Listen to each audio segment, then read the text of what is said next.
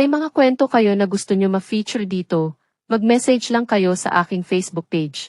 Nasa description sa baba ang link. Pamahiin. Ang pamahiin ay ang mga paniniwala ng mga matatanda. Ito ay kadalasan na tinuturo sa atin ng mga nakakatanda at pinapasa-pasahan na ng ilang henerasyon. Marami sa paniniwalang ito ay walang basihan o paliwanag. Pero nasa atin na rin if maniniwala tayo dito. Kasi pwede pa rin naman na may magagandang maidudulot sa pagsunod nito para makaiwas na din sa mga bad luck. Maaari pa rin may katotohanan, depende pa rin sa paniniwala natin. Ang pamahiin ay madalas tungkol sa pagiging swerte o malas. Marami sa mga pamahiin ay tungkol sa mga kaganapan natin sa buhay, kagaya ng sa burol, o libing, o sa kasal, at marami pang iba. Ang mga pamahiin ay maaaring magbago-bago ng bersyon. Depende pa din ito sa pagkaintindi natin o kung saang lugar tayo. Ilan sa ating mga paniniwala ay may impluensya sa iba't ibang lahi, lalo na sa mga Chinese. Okay lang naman na sumunod sa mga pamahiin kasi wala naman mawawala sa atin kung tayo ay susunod. Lalo pat simpleng bagay lang ito. Pero mali naman kapag ipilit natin ito sa ibang tao na may ibang paniniwala. Ilan sa mga halimbawa sa mga pamahiin ng mga Pilipino ay ang mga sumusunod. Kapag nagkaroon ka ng sukat sa mahal na araw o Holy Week, ang sugat mo ay matagal gagaling. Laging kanang paa ang unang ihakbang sa sasakyan para swertihin sa pupuntahan at kanang paa din ang unang ihakbang pag uwi ng bahay para hindi masira ang inyong pagsasama ng iyong asawa. Ito ay kapag ang babae ay may asawa na. Masama ang magpatong ng sapatos sa lamesa dahil nagdadala ito ng kamalasan at pag-aaway sa pamilya. Bawal magwalis sa loob ng bahay kapag may patay dahil baka maitaboy mo ang kaluluwa ng patay sapagkat ito ay nasa paligid lamang. Kailangan tumalon sa ikatlong baitang ng hagdan ang babae sa unang dalaw nito o yung first time mo magkaroon ng regla para hindi lumagpas sa 3 araw ang dalaw mo. Kapag ikaw ay nakasalubong ng itim na pusa sa daan, sinyalis ito na may masamang mangyayari sa iyo. Kaya mabuti na umiwas ka dito o di kaya ay huwag na tumuloy sa lakad mo. Huwag sisipol sa gabi dahil tumatawag ito ng ahas. Bawal kumain kapag madilim o patay ang ilaw dahil sasaluhan ka daw ng mga lamang lupa.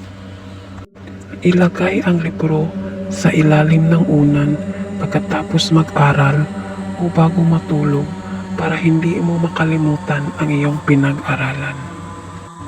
Kapag ikaw ay naligaw sa daan, lalo na at pabalik-balik ka lang sa isang lugar, baliktarin mo ang suot na damit para matuntun mo ang tamang daan. Baka kasi pinaglaruan ka lang ng tikbalang o mga lamang lupa.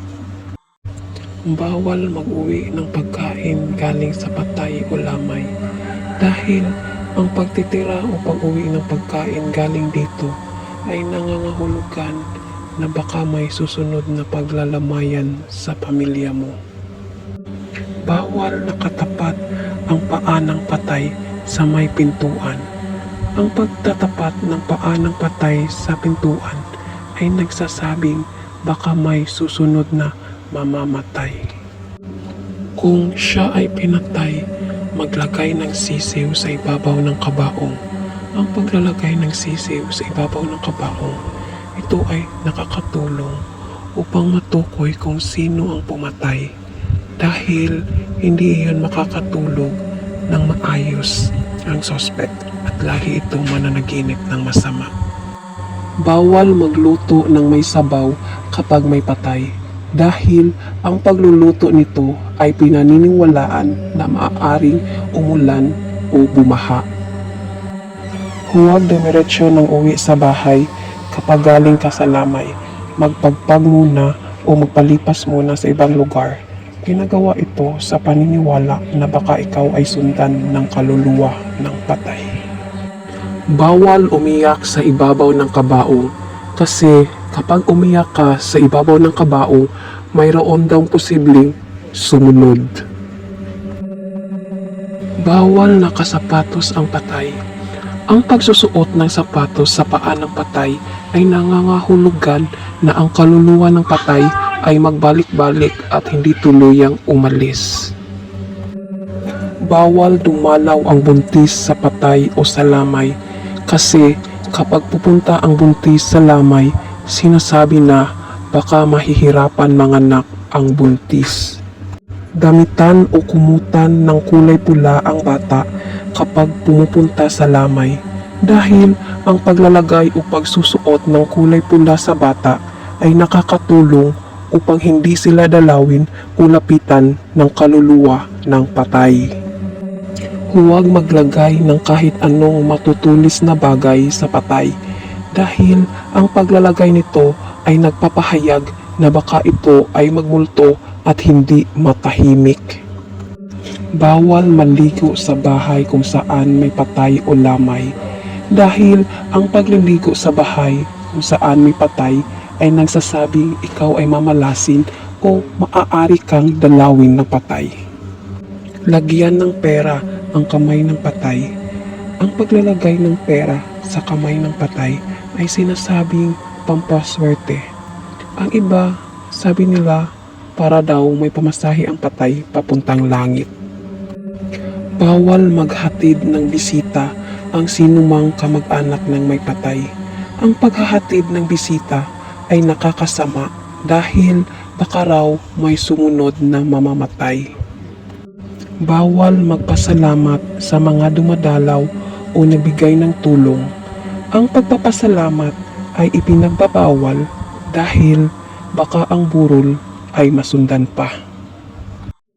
Magbasag ng palayok pagkakuha ng ataol o kung ito ay ililibing na. Ang pagbabasag raw ng palayok ay nakakapagtanggal raw ng malas. Dapat sumuong sa ilalim ng kabaong kapag ililibing na ang patay. Ito ay para hindi tayo dalawin o hindi agad masundan ang patay.